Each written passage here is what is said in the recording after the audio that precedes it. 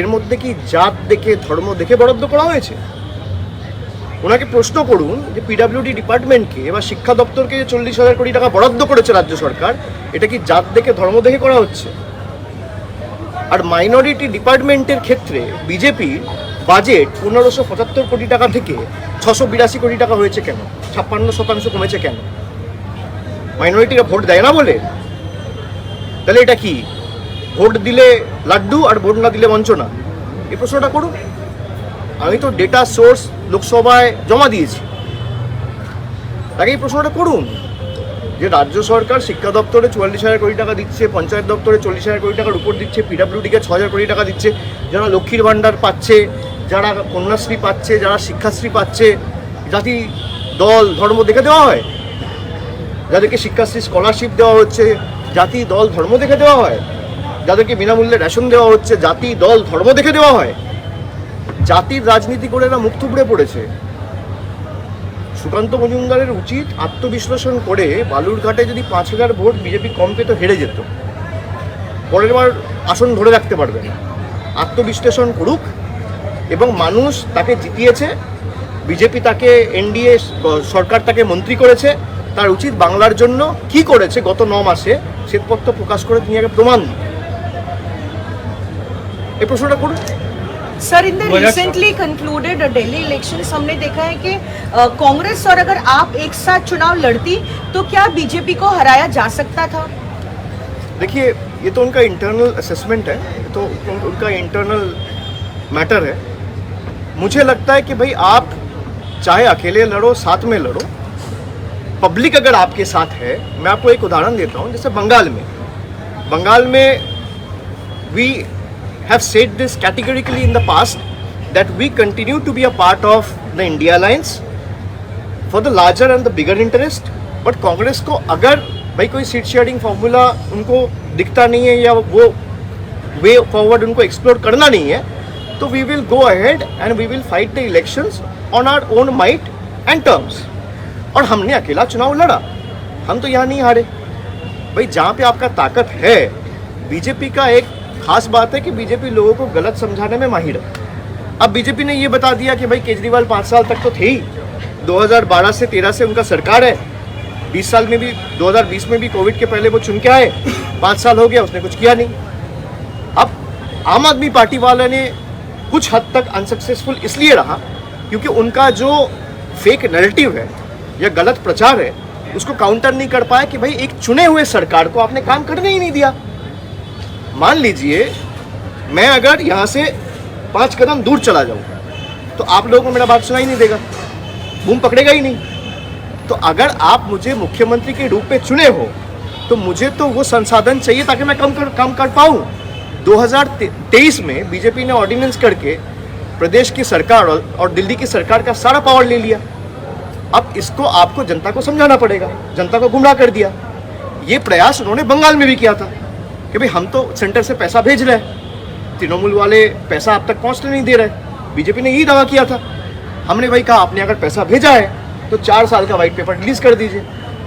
तो उनका जो झूठ है वो पकड़ा गया, वो अपना वाइट पेपर रिलीज नहीं कर पाया। तो बीजेपी ने ये समझा दिया लोगों को कि इतना दिन से केजरीवाल की सरकार है, कुछ काम तो किया ही नहीं। अरे भाई, आप एक मुख्यमंत्री को जेल के सलाखों के पीछे रख दिए, उसके कैबिनेट के 3-4 मिनिस्टर्स को including the deputy chief minister सबको आपने जेल के अंदर रख दिया और आप लोगों को ये समझा दिया कि भाई सरकार तो काम नहीं किया। भाई आपके हाथ अगर बांध दिए जाएंगे तो आप काम कैसे करोगे? तो ये बीजेपी सक्सेसफुली लोगों को समझा पाया, आम आदमी पार्टी ये सक्सेसफुली लोगों तक पहुंचा नहीं पाया।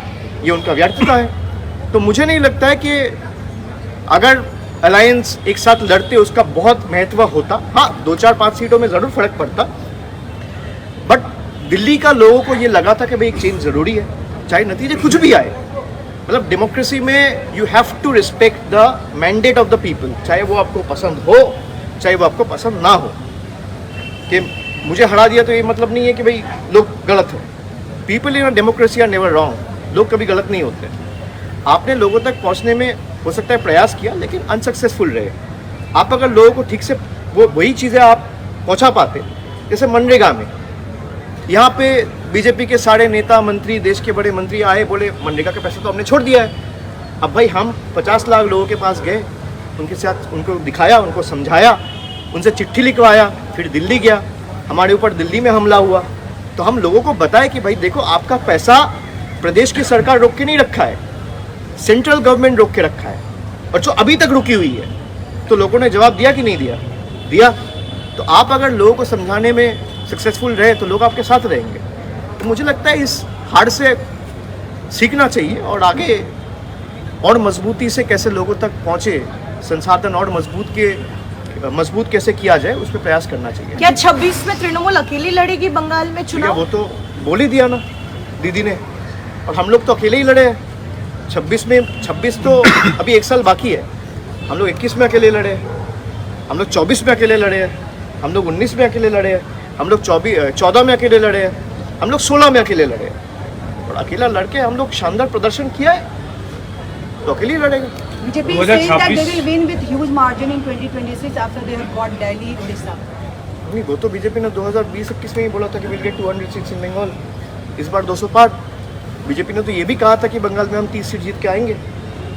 देश के बीजेपी के जितने भी बड़े नेता मंत्री हैं, सब तो यही कहते हैं कि पूरा देश में जितने भी राज्य है और स्टेट्स है, सबसे अच्छा प्रदर्शन हमारा बंगाल से रहेगा।